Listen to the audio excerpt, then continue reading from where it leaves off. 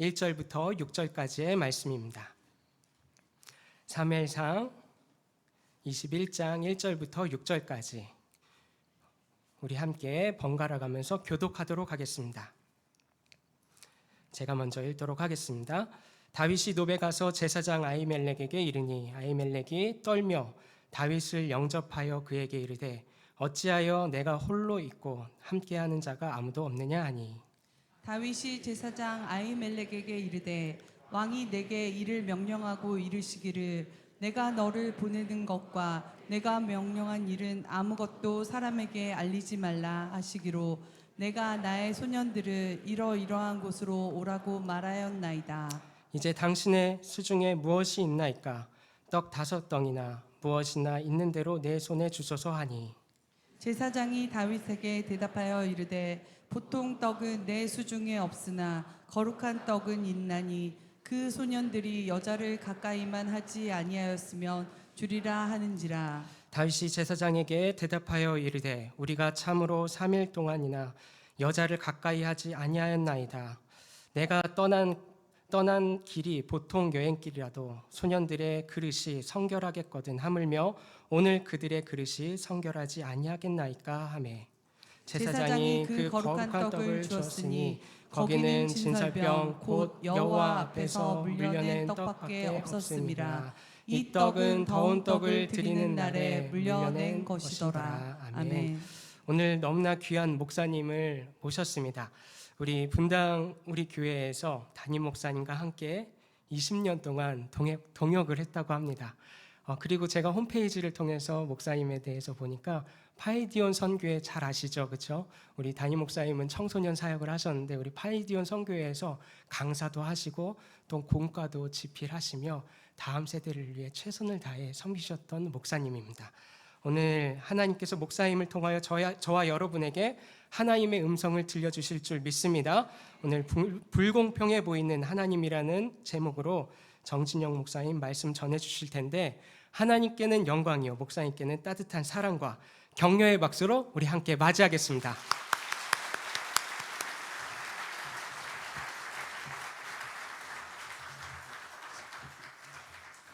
할렐루야. 주님의 교회 성도 여러분들 진심으로 한번 뵙고 싶었습니다. 이 빈말이 아니고 이 주님의 교회는 제가 이제 개척하고 초기에 신종철 목사님 만나러 한번 와서 근처에 살다가 먼 곳으로 이사를 온 이후에 우리 신 목사님 뵈러 한번 왔다가 한번 방문을 했었습니다. 본당은 오늘 처음 들어와 봅니다. 1, 2부 때 들어왔다가 지금 3번째 들어오는데요. 빈말이 아니라 여러분들을 진짜 꼭 한번 뵙고 싶었습니다. 제가 너무 사랑하는 우리 신종철 목사님과 함께 예배하는 성도님들은 어떤 분이실까?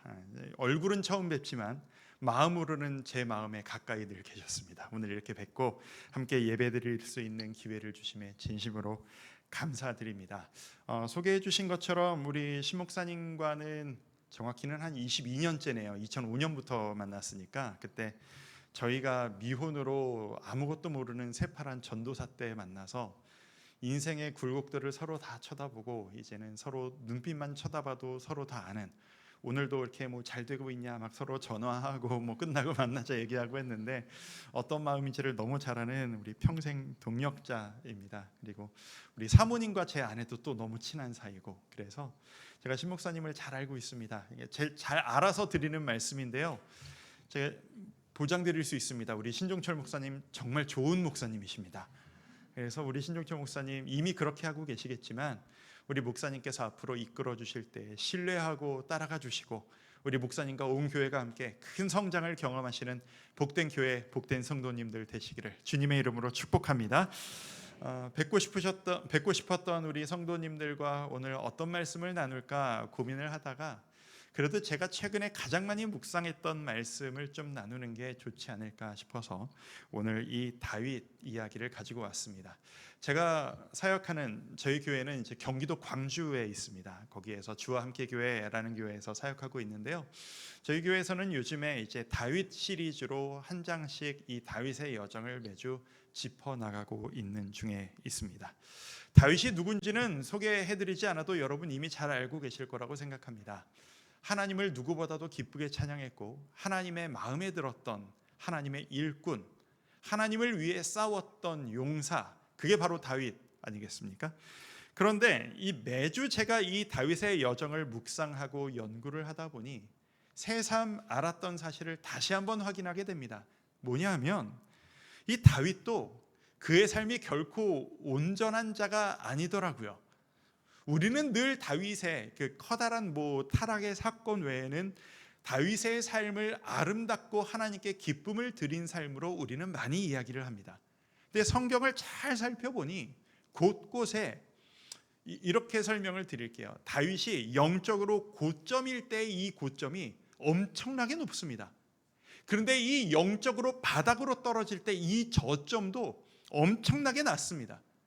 고점도 저점도 이 폭이 너무나도 큰 이 등락의 폭을 너무 많이 경험했던 인생이 바로 이 다윗의 인생이더라고요. 저는 그래서 새삼 다시 한번 확인합니다. 성경에 기록되었던 모든 신앙의 우리 인물들을 포함해서 우리 모두 포함해서 하나님 앞에 완전한 인생 아무도 없습니다. 다윗이 되었건 누가 되었건 하나님의 그 높으신 기준으로 봤을 때 다윗이나 우리나 나나 내 옆에 계신 분들이나 다 거기서 거기입니다. 비슷한 존재들입니다. 오늘은 이 다윗의 인생 중에서 바닥을 찍었던 인생의 저점, 그 다윗의 사건들, 그 흐름들 중에서 그 중에 나타났던 작은 사건 하나를 통해서 우리의 삶으로 이 말씀을 한번 가져왔으면 좋겠습니다. 다윗의 고백을 여러분 이미 알고 계실 겁니다. 골리앗과 싸우러 갔을 때 다윗은 이렇게 고백했었죠. 너는 칼과 단창으로 내게 다가오거니와 나는 내가 믿는 여호와 하나님의 이름으로 너에게 나아가노라. 그 믿음의 선포로 실제 승리했고 영광 돌렸던 아름다운 용사가 바로 이 다윗이었습니다.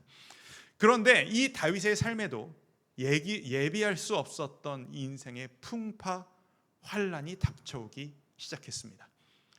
가장 높은 자가 자기를 질투하고 죽이려고 하고 이 나라의 권력이 나를 뒤쫓고 내가 하지 않은 일에 대해서 누명을 쓰고 도망 다녀야만 하는 이 환란 고초가 다윗에게 시작된 겁니다.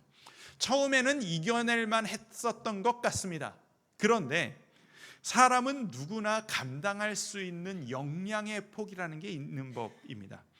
이 애매한 고난이 지속되고 긴장이 계속되자 이 다윗도 감당할 수 있는 그 이상의 고난이 닥쳐오기 시작하면서 그가 붙잡았던 하나님, 영광스러운 거룩한 모습을 놓아버리고 맙니다.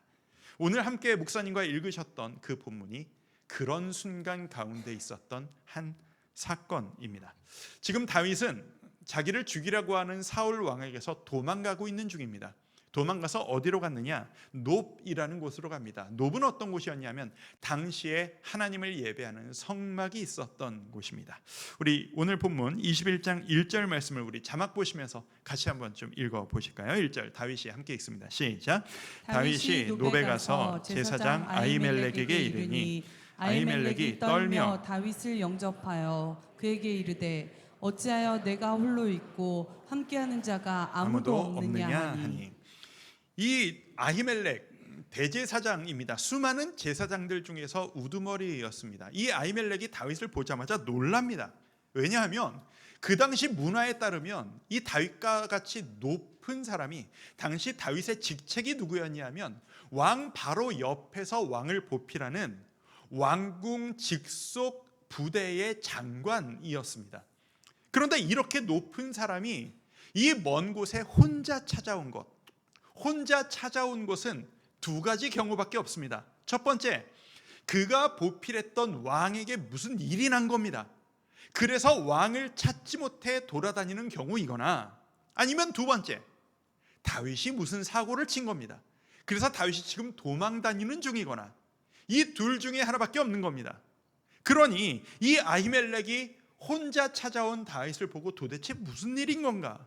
걱정스럽고 의심스러운 눈빛으로 다윗을 쳐다봅니다. 그러자 이 다윗은 자신을 쳐다보는 그 눈빛을 느끼고 제사장에게 거짓말을 하기 시작합니다. 2절 말씀을 제가 읽어드립니다. 다윗이 제사장 아히멜렉에게 이르되 왕이 내게 이를 명령하고 이르시기를 내가 너를 보내는 것과 내게 명령한 일은 아무것도 사람에게 알리지 말라 하시기로 내가 나의 소년들을 이러이러한 곳으로 오라고 말하였나이다. 무슨 뜻이냐? 나는 지금 왕의 비밀 명령을 받고 지금 이곳에 온 것이라는 얘기입니다. 거짓말이죠. 내가 지금 혼자 온 것은 비밀 임무를 수행하고 있기 때문에 따라오는 사람 뒤에 놓고 혼자 온 것입니다. 여러분들은 이 살기 위한 다윗의 이 거짓말을 어떻게 해석하시겠습니까? 만약 여러분들 중에 이 다윗의 이 거짓말을 옹호하고 싶은 분이 있으시다면 이런 말씀을 하실 수 있겠습니다. 하나님이 주신 귀한 생명을 지키기 위함 아닙니까? 그리고 다윗은 지금 하나님의 사명을 감당해야 합니다. 기름 부음 받았고 네가 이 나라의 왕이 될 것이다 라고 하는 사명을 받았는데 그 귀한 하나님의 사명을 감당하기 위해 살아야 할 것 아닙니까? 그 귀한 목적을 위해 이 사소한 거짓말쯤은 넘어가 줄 수 있는 것 아닐까요? 라고 생각하실 수도 있겠습니다. 하지만 성경은 그 어디에서도 어떤 형태의 어떤 목적으로도 하나님은 거짓말을 인정하지 않으십니다.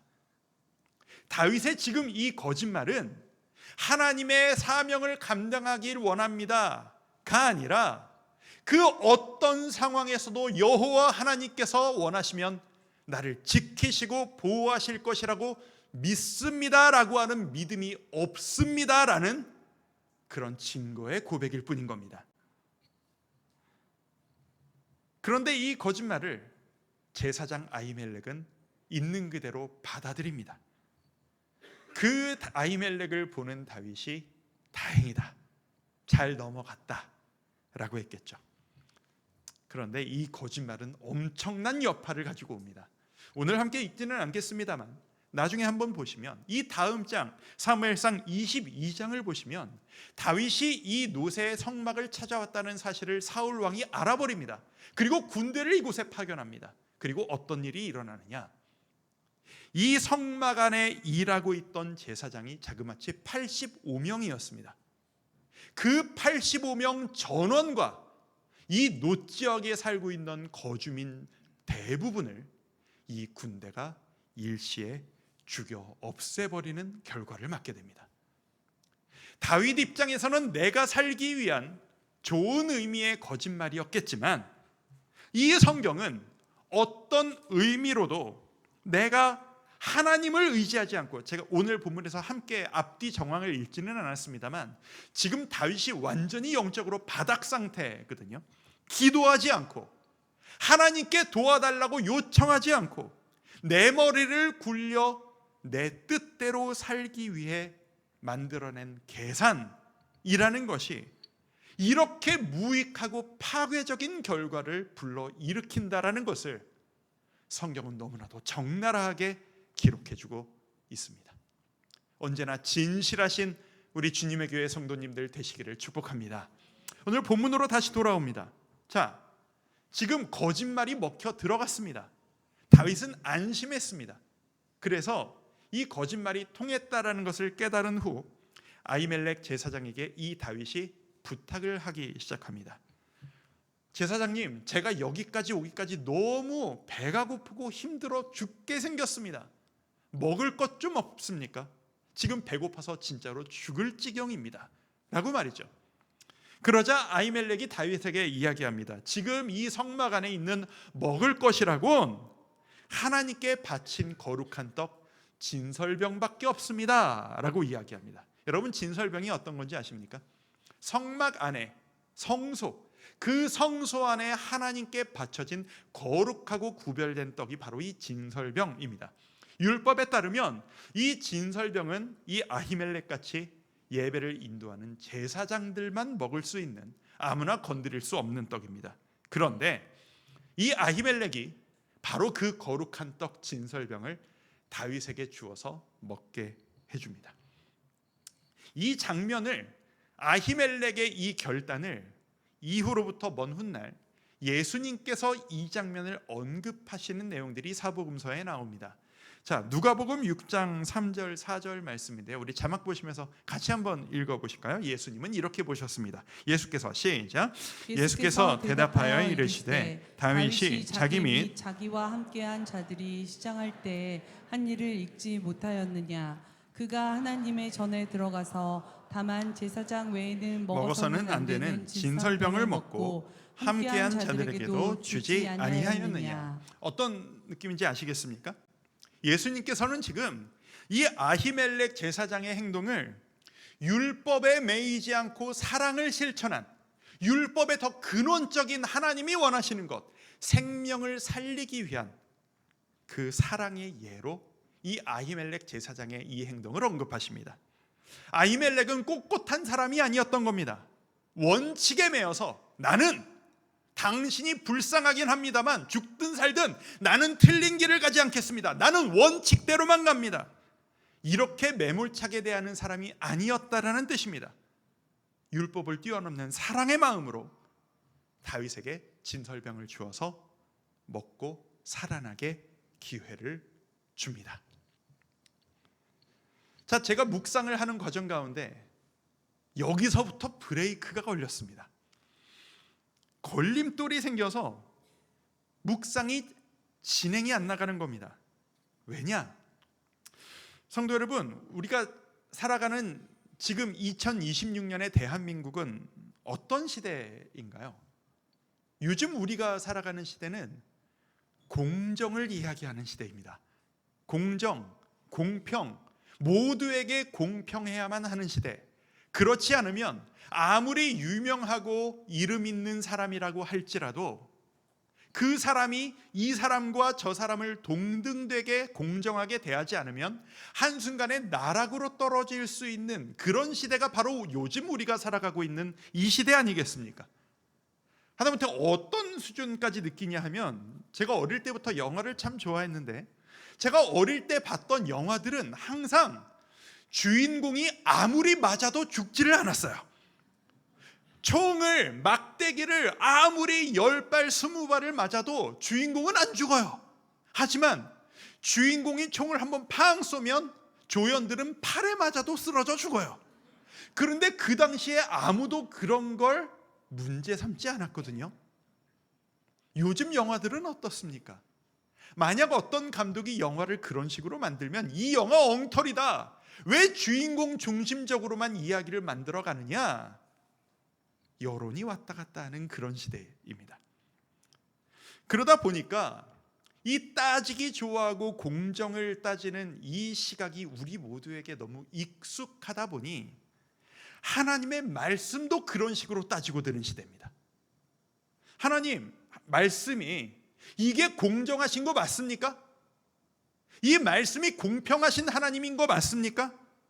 제가 이런 하나님을 믿어도 되는 걸까요? 지적하기 좋아하는 시대. 저는 개인적으로 목사로서 하나님 말씀을 이런 식으로 보는 것은 정말 위험하다라고 보는 목사입니다만, 성도님들이 만약에 그런 식으로 저에게 질문을 하신다면 저는 대답을 해드려야 되는 사람 아닙니까? 그래서 그런 시각으로 오늘 말씀을 묵상하다 보니 오늘 이 말씀이 진짜 옳지 않은 겁니다. 공평하지 않은 겁니다. 뭐가 옳지 않으냐? 자, 보세요. 다윗. 지금 다윗은 기도하지 않는 상태입니다. 영적으로 바닥을 치고 있는 상태입니다. 하나님 앞에서 하나님을 예배하는 장소에서 하나님의 예배 인도자에게 거짓말을 하는 다윗. 이런 다윗은 계속 잘못하고 있는데도 또 한 번에 이 사랑을 입어 먹을 수도 없는 떡을 먹고 살아남아 또 한 번의 기회를 입습니다. 그런데 아히멜렉은요, 율법을 뛰어넘는 사랑을 실천했습니다. 다윗의 거짓말에 속았을 뿐인 겁니다. 그런데 이 아히멜렉은 한 번 이 사랑을 실천했다는 이 이유로 너무나도 억울하고 비참하게 죽어버리는 겁니다. 공평하신 하나님 맞습니까? 이게 이야기라고 한다면 다윗을 주인공이라고 친다면 주인공 입장에선 은혜죠. 믿음 없이 실패하고 내 능력을 의지하고 거짓말해도 아무리 잘못해도 또 한 번의 또 한 번의 또 한 번의 은혜를 계속 입는 주인공. 근데 조연은, 아히멜렉은 억울하게 희생당하고 한 번의 기회로 끝. 이게 맞는 겁니까? 여러분은 어떻게 받아들이시겠습니까? 제가 이 말씀을 하나님 그런 분 아니실 거야, 옹호하고 싶어서 아무리 길을 쓰고 찾아보고 연구를 해봐도 이건 하나님이 불공평하신 게 맞아요. 이건 다윗에게만 유리한 불공정한 은혜인 거예요. 다윗만 특별한 은혜를 받고 있어요. 우리 하나님 공평하지 않으신 거예요. 여러분, 이런 하나님 믿고 받아들이시겠습니까? 그런데 여러분, 이렇게 한번 생각을 해보시죠. 하나님이 불공정하시다 치자고요. 그런데 누구만 특별하게 계속 기회를 주시고 특별히 사랑하시는 하나님이라고 치자고요. 그런데 그 불공정하고 한 명만 사랑하시는 그 사랑의 대상이 바로 나라면 어떻게 하시겠습니까? 여러분이 그 불공평한 사랑을 받는 특권을 입은 자라면 여러분은 어떻게 하시겠습니까? 우리가 성경을 바라볼 때 가져야 될 시각이 있습니다. 이 성경이 마치 나랑 상관없는 이야기처럼 팔짱 끼고 한 발자국 뒤에서 어디 한번 제가 보겠습니다. 하나님 믿을 만한 분이신지 제가 한번 보고 판단해 보겠습니다. 이러지 마세요. 이건 우리의 이야기입니다. 제가 요즘 제가 사역하는 교회에서 이 사무엘상을 가지고 다윗 시리즈를 이야기하면서 계속 반복하는 이야기가 있습니다. 하나님께서 이 말씀을 우리에게 왜 적어 읽게 하신 걸까요? 이 다윗의 이야기, 이 일대기, 이 사소한 대화 하나, 이 잘못하고 바닥으로 치닫는 다윗의 실수까지도 다 적어서 우리에게 읽게 하신 하나님의 의도는 무엇이실까요? 사랑하는 내 아들 딸들아, 내가 다윗을 얼마나 사랑했는지 봤니? 이 다윗이 나를 찬양할 때에도, 이 다윗이 나를 배신하고 뒤돌아섰을 때에도 나는 그를 변함없이 사랑했단다. 나는 끊임없이 그를 사랑하고 기회를 주었단다. 그런데 이제 이 다윗의 후손으로서 이 땅에 너를 위해 내가 보낸 예수 그리스도를 통해서 이제 내가 다윗보다 더 완전한 사랑으로 내가 너를 사랑한단다. 그러니 네가 이 기록을 읽고 네가 받고 있는 사랑이 이렇게 크다라는 것을 깨닫거라. 그게 바로 이 사무엘상의 기록 목적이라고 말입니다. 성도 여러분, 우리가 바로 이 다윗과 같은 특권을 누리고 있는 자라는 겁니다. 그게 이 기록의 목적입니다. 다윗은 아히멜렉 제사장을 통해 떡 한 번을 더 먹고 살아났지만 여러분에겐, 우리 모두에겐 영원한 대제사장 예수 그리스도께서 계십니다. 그 예수 그리스도께서, 아히멜렉은 진설병을 주었지만 우리의 영원한 대제사장 예수님은 자신의 살을 친히 찢어 영원한 생명의 떡을 만드시고 우리에게 그 생명의 떡을 먹이셔서 영원한 구원의 길로 우리를 인도해 주신 것입니다. 여러분, 이것을 믿으십니까? 이 이야기는 우리를 향한 이야기입니다. 우리는 다윗을 한심하게 볼 자격이 없습니다. 왜요? 우리가 다윗과 똑같은 자이기 때문입니다. 다윗이 받았던 그 불공정한 은혜를 받은 자가 바로 나이기 때문입니다. 여러분, 내가 그 은혜를 받고 있는 자라는 그 공평하신 은혜를 체험하시는 여러분들 되시기를 축복합니다. 여러분, 진짜로 아멘이십니까? 여러분, 이것을 믿으십니까? 제가 오늘 여러분의 얼굴을 처음 뵀습니다만 여러분을 보아하니 크게 아멘 하시는 분들은 힘차게 아멘 하시는데 아니라고 입을 못 여시는 분들은 주저함의 표정이 여러분에게 보입니다. 표현하지 않으셔도 괜찮습니다. 제가 여러분의 마음이 뭔지를 너무 잘 압니다. 아니, 처음 보는 입장에서 어떻게 제 마음을 아냐 얘기하냐고요? 제가 한때 오랜 기간 그런 입장으로 살았었기 때문입니다. 저는 꽤 오랫동안 모두가 은혜를 누리는 것 같기는 합니다만 저는 아닌 것 같습니다 라고 불평을 하며 살아왔던 목사였습니다. 그래서 아멘이라고 대답하지 못하시는 여러분의 마음이 무엇인지를 저는 압니다. 믿음이 없으신 게 아닙니다. 지금 너무 힘드신 겁니다. 제 이야기를 잠깐 해드리면, 저는 어린 시절부터 좀 가정 안에 여러 가지 일들을 겪고 좀 고난 고초를 많이 겪으면서 자란 목사입니다. 무너져가는 집안 상황들을 살려내겠다고 장남으로서 우리 아버지를, 우리 어머니를, 이 관계를, 무너져가는 집을 버텨내겠다고 마지막 보루처럼 책임지겠다고 수많은 도전들을 하다가 모두 다 실패해버리고 너무나도 깊고 긴 우울을 경험했었습니다. 그리고 목사가 된 이후에도 너무 많은 일들을 겪으면서 견딜 수가 없어서 그때 갓난아기였던 아들과 아내를 두고 오늘은 내가 죽어야 되겠다, 집을 나섰던 경험이 있는 목사입니다.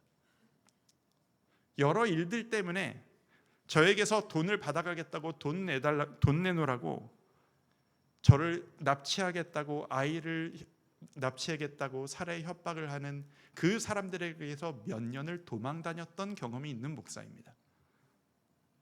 그 상황, 이 모든 얘기를 하려면 오늘 다 못합니다. 2박 3일 간증 집회해야 됩니다. 이 모든 일들이 제가 사역을 하던 사역자였던 당시에 일어났던 일입니다.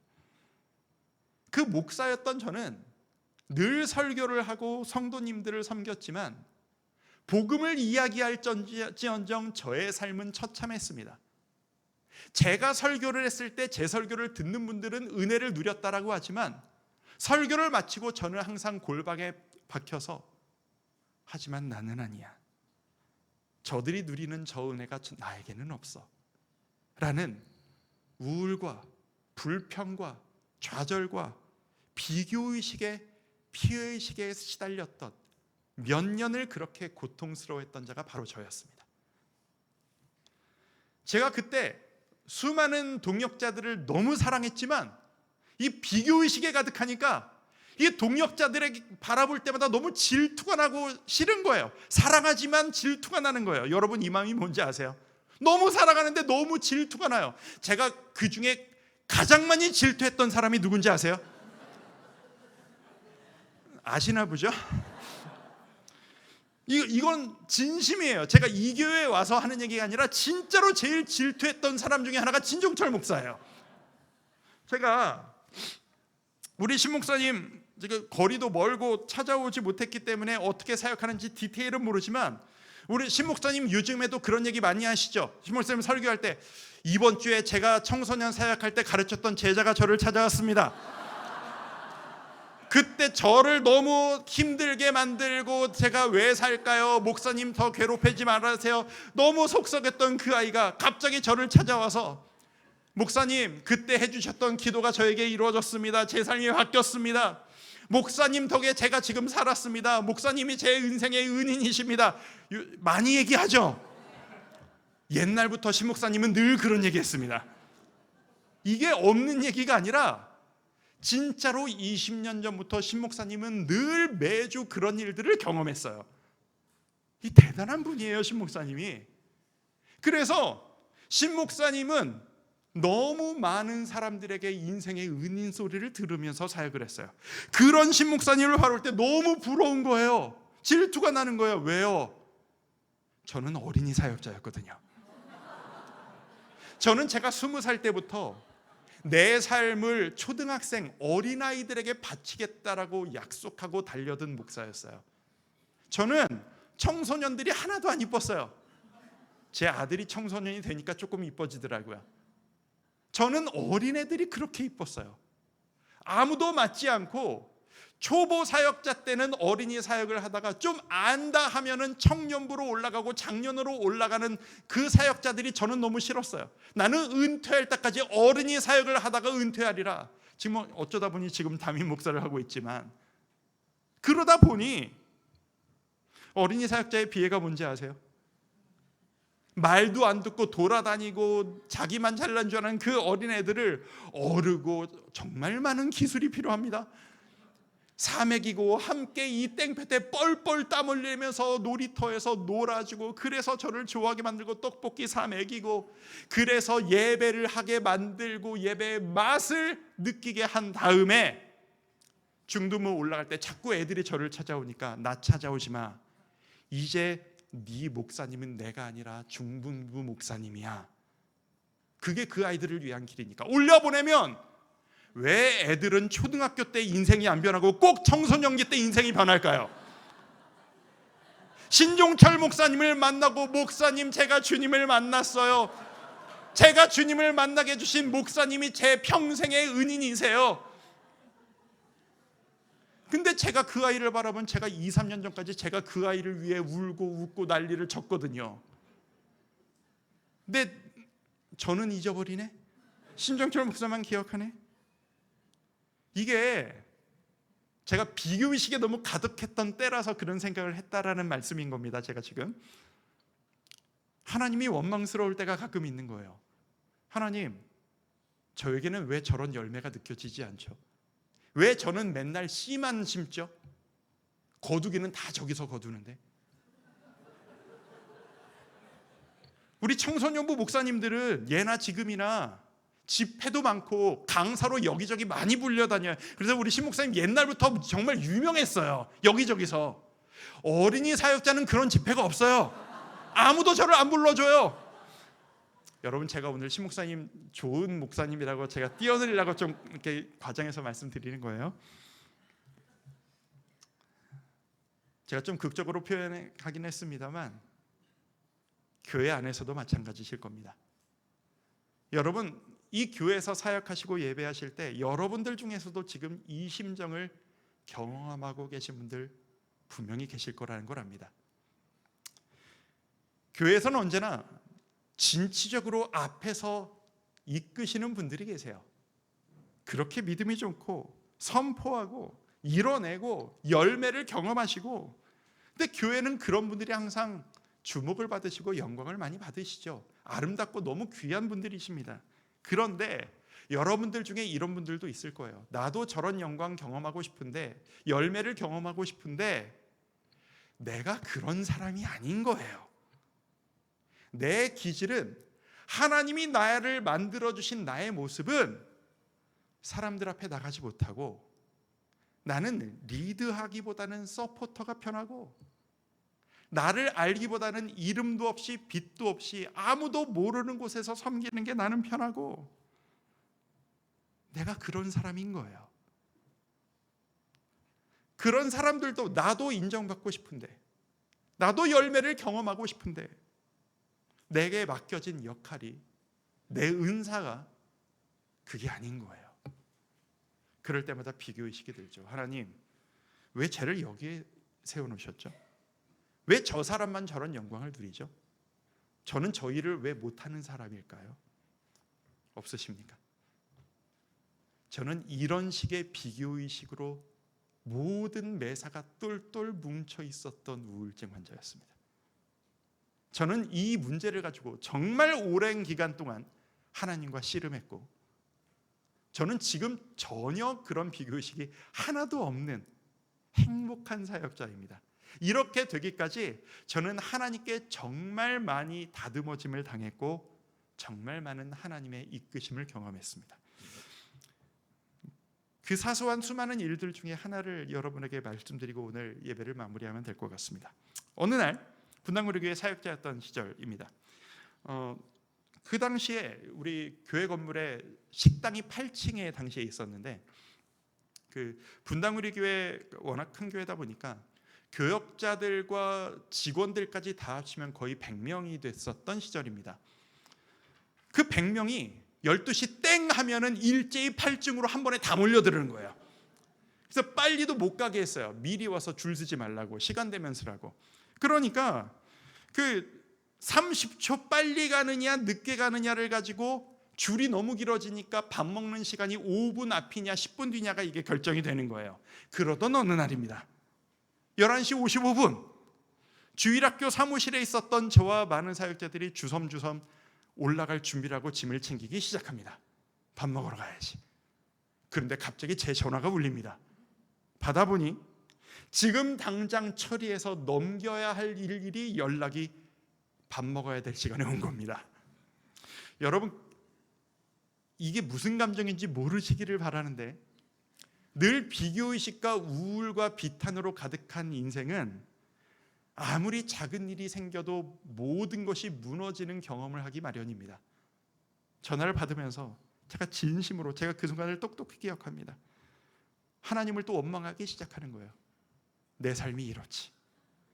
내가 하는 일이라고는 늘 이렇지. 되는 것 아무것도 없고 밥 먹는 것 하나도 내 맘대로 가서 못 먹지. 아니 이게 뭐 큰일이라고요. 그런데 너무 피해의식과 우울로 가득하니까 요 작은 일에도 내 인생이 무너지는 경험을 하는 겁니다. 하나님 왜 나한테만 이러십니까? 왜 이런 작은 일 하나에도 좌절을 경험하게 하십니까? 하나도 공평하지 않으신 그런 하나님. 제가 그 당시에 너무 오랫동안 힘든 시간을 보내면서 위를 완전히 다 버려가지고 매주같이 밤마다 응급실을 오가던 때였거든요. 그래서 그 속이 비면 뭐 위를 칼로 막 째는 것 같이 막 아파서 이게 굶는 게 배가 고픈 거에 대한 예민함이 막 극도로 치달아서 좀 더 그랬던 것도 있는 것 같아요. 여차저차 보내고 매정하게 저를 버리고 먼저 다 올라가대요. 처리하고 올라갔더니 아니나 다를까 앞에 줄이 몇십 명인 겁니다. 우리 사무실에서 같이 앉아있던 우리 사랑하는 동역자들은 이미 식판에 밥을 받아서 저기 앞에서 웃으면서 밥을 먹기 시작하는 겁니다. 빨리 받아, 왜 이제 와, 빨리 밥 먹고 와요. 저를 부르는 그 모습도 꼴보기가 싫은 겁니다. 몇 분 기다렸겠어요. 길어야 2, 3분이었을 겁니다. 근데 그 시간이 1시간, 2시간처럼 느껴졌습니다. 그 피해의식 때문에 결국 2, 3분 기다려서 밥을 받았습니다. 그 식판을 들고 제가 어디 앉았겠습니까? 저를 버리고 빨리 갔던 그 사람들 옆에, 신종철 옆에 앉았죠. 앉았더니 이 사람들은 밥을 이미 거의 다 먹은 거예요. 근데 저는 이제 시작인 겁니다. 우리가 동력자고 사랑하는 사람 관계니까 이분들이 먼저 일어나지 않고 제가 밥을 다 먹을 때까지 이야기하며 끝까지 기다려주는 겁니다. 그리고 제가 밥을 다 먹고 모두 함께 식판을 들고 자리에서 일어나서 식판을 정리하고 계단을 내려가는 순간, 제가 그때 밥을 5분 먼저 5분 늦게 먹었다고 그 순간에 아직도 불평하고 있었을까요? 아니요. 나는 이제 배가 부르니까요.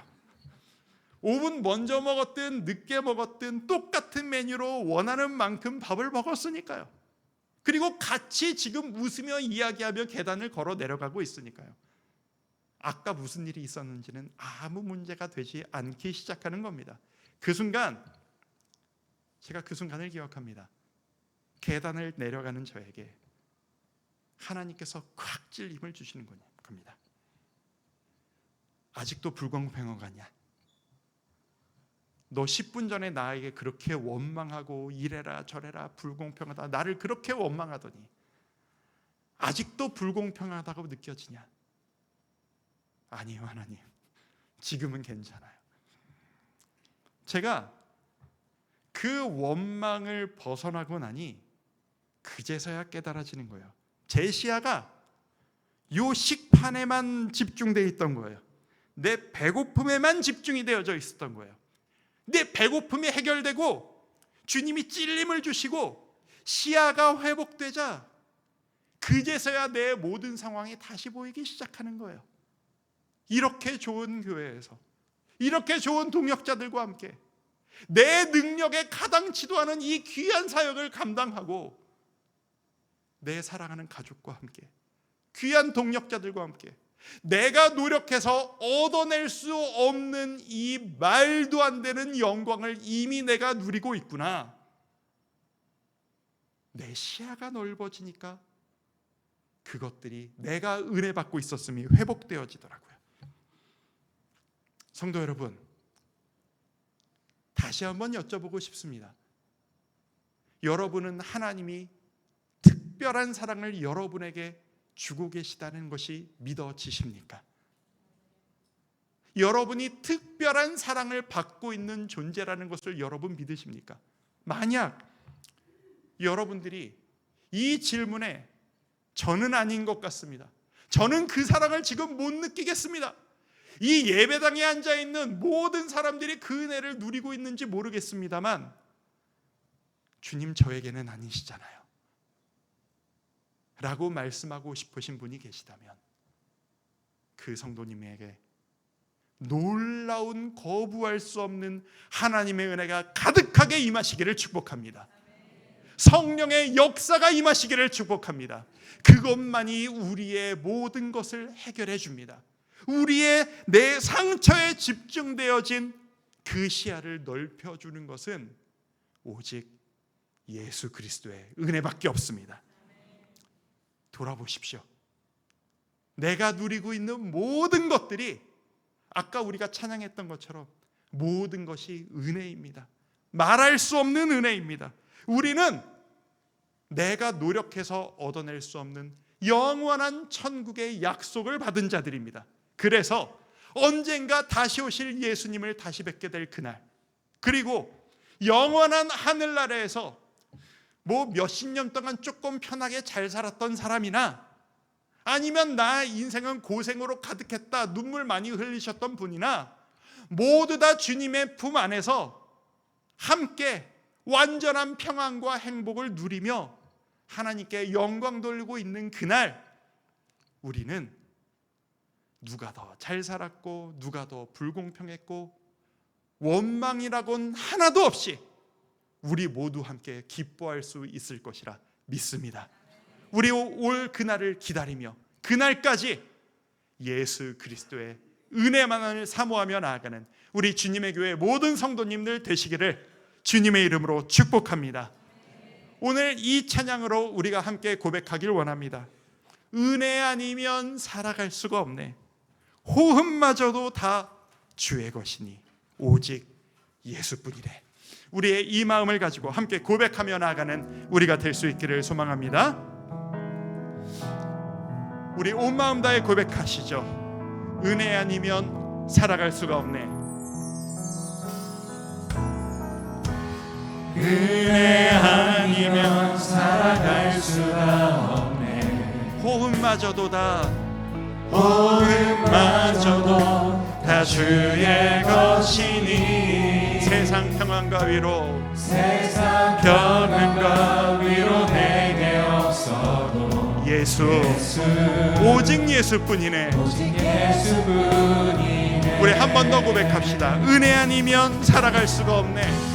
은혜 아니면 살아갈 수가 없네. 호흡마저도 다 주의 것이니 호흡마저도 다 주의 것이니 세상 평안과 세상 평안과 위로 내게 없어도 위로 내게 없어도 예수 오직 예수뿐이네. 오직 예수뿐이네. 우리 고백합니다.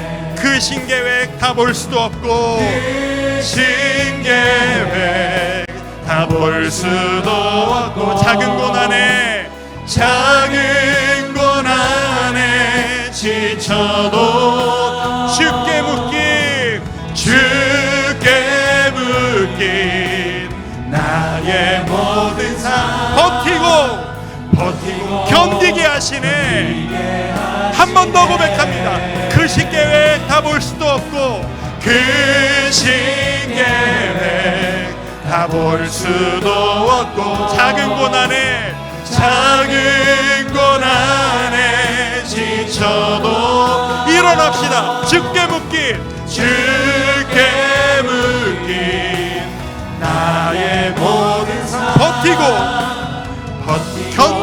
하시네. 그렇게 하실 것이라 믿습니다. 은혜 아니면 살아갈 수가 없네. 은혜 아니면 살아갈 수가 없네. 나의 모든 것 다, 나의 모든 것 다 주께 맡기. 아멘. 그렇게 하길 원합니다. 참된 평안과 위로 내게 주신 주 예수. 오직 예수뿐이네. 오직 예수뿐이네. 오직 예수. 우리 한 번만 더 고백합시다. 오직 예수뿐이네. 오직 예수뿐이네. 우리 이 시간 함께 마음 모아 기도합시다. 우리 기도할 때 이 찬양의 고백을 나의 마음에 품고 우리 함께 기도하며 나아가기를 원합니다. 주님, 공평하신 하나님이라고 이야기하는데 솔직히 저는 공평하지 않으시다고 생각했습니다. 하지만 주님, 오늘 이 다윗의 말씀을 통해서 깨닫게 하시니 감사합니다. 내가 특별한 은혜를 받은 자로군요. 나에게 계획이 있으시군요. 나에게 또 한 번의 기회를 허락하실 하나님의 은혜를 믿습니다. 주여, 주님만을 의지하며 나아가기를 소망하오니 이 곤고한 나에게, 거짓밖에 드러내지 않는 부족한 나에게 한없는 성령 충만의 은혜를 허락하여 주옵소서. 함께 기도하며 나아갑니다. 아버지 하나님, 우리에게 그 은혜가 임하기를 소망합니다. 오늘 이 말씀을 통하여서 나의 나약함을, 나의 부족함을, 나의 비참함을 깨닫고 다시 한번 주의 영광만을 위해 힘차게 달려가기를 소망하오니 주여, 우리에게 은혜를 허락하여 주시옵소서. 이 시간 예배하는 주의 자녀들 가운데 나는 주의 은혜가 나와는 겁니다. 나는 주의 사랑을 받지 못하고 있습니다. 고백하고 정말 그 고통 때문에 주님의 사랑을 느끼지 못하는 온고한 주의 자녀 있습니까? 아버지 하나님, 저에게 임하셨던 그 회복의 은혜를 주여 허락하여 주셔서 주의 자녀들에게 놀라운 회복과 은혜와 치유를, 회복을 주여 허락하여 주시옵소서. 주님만을 바라보길 원합니다. 아버지의 은혜가 이 주님의 교회에 가득하기를 소망합니다. 우리 모든 주의 자녀들에게 주님만 바라보며 힘차게 다시 한번 힘을 얻는 그 은혜가 임하기를 소망하오니 주여, 이 부족한 자에게 은혜를 허락하여 주시옵소서. 주여, 붙들어 주시길 원합니다. 우리 함께 한 번 더 고백합니다. 그 신계획 다 볼 수도 없고, 그 신계획 다 볼 수도 없고, 작은 고난에 지쳐. 우리 모두 자리에서 일어나서 고백합니다. 주께 의기 나의 모든 삶 버티고 견디게 하실 것입니다. 그렇게 하시리라 믿습니다. 은혜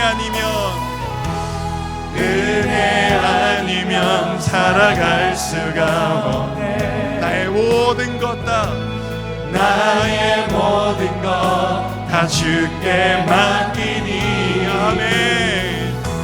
참된 평안과 위로 내게 주신 주 예수. 오직 예수뿐이네. 오직 예수뿐이네. 오직 예수뿐. 우리 한 번만 더. 오직 예수님밖에 없습니다. 오직 예수뿐이네. 우리 함께 기도합니다. 주님, 공고했던 우리의 삶에 오늘 말씀을 통해서 우리의 삶을 다시 한번 해석할 수 있는 기회를 주시니 감사합니다. 때로는 주님, 나에게만큼은 불공평하다고 생각했었습니다. 주님, 믿고 싶지 않은 것이 아니라 삶이 너무 어려워서, 너무 곤고해서 아무리 발버둥 쳐도 이겨낼 수가 없어서, 내가 주님을 제대로 해석할 수가 없어서 나만큼은 아닌가 보다 그렇게 생각했던 때가 우리에게 있었음을 고백합니다. 하지만 주님, 오늘 이 말씀을 통해 다시 한번 깨닫게 하시니 감사합니다. 그게 아니라 우리는 특별한 은혜를 받은 자입니다. 예수 그리스도의 그 핏값을 주고 사신 소중한 존재라는 것을 다시 한번 깨닫게 하시니 감사합니다. 우리가 우리의 삶을 하찮게 대하지 않겠습니다. 존귀한 존재라는 것을 깨닫겠습니다. 핏값 주고 사신 존귀한 인생임을 깨닫고 다시 한번 예수 그리스도의 이름으로 힘차게 일어서는 우리의 삶 되기를 원하오니 주여 우리에게 그 모든 사랑 체험되어질 때까지 버틸 수 있는 힘을 허락하여 주옵소서. 은혜를 허락하여 주옵소서.